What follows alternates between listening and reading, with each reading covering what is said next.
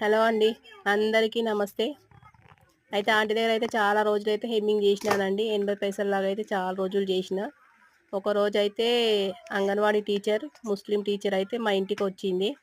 వచ్చి రేణుక ఇట్లా మేము టైలరింగ్ నేర్పిస్తున్నాంరా, ఇట్లా సెంటర్లు పడుతున్నాయి, వస్తావా అనేసి అని అడిగింది. చాలామంది కావాలి, వస్తారా అనేసి అంటే సరే టీచర్ వస్తాంలే అని చెప్పేసి అని అన్నామండి. నేను మా ఫ్రెండ్ దగ్గరికి వెళ్ళిన, ఇట్లా వెళ్దామా అని, టైలరింగ్ చెప్తారంట ఫ్రీగా అంటే సరే అనేసి అని నేను మా ఫ్రెండ్ అయితే ఇట్లా కమ్యూనిటీ హాల్ ఉంటుండండి గ్రౌండ్ అంబర్పేట దగ్గర, అక్కడికి వెళ్ళినాము.